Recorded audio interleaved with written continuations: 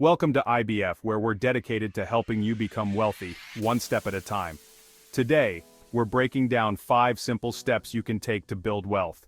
No complicated strategies, just straightforward, actionable steps to get you started on your journey to financial freedom. Step 1 is the foundation of wealth building. Start by saving at least 10% of your income. This habit will set you up for future success. Step 2 is to define your financial goals. Give each goal a clear purpose. Now that you're saving, it's time to make your money work for you. Consider investing in silver, ETFs, or small-scale side ventures. These can create a steady flow of income to help grow your capital faster. Step 4 is consistency. Automate your savings and investments. Stay committed and watch as small actions add up to big results over time.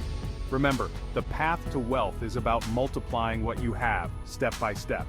With these 5 steps, you're well on your way to building lasting wealth. Start small, stay consistent, and let IBF guide you on your journey.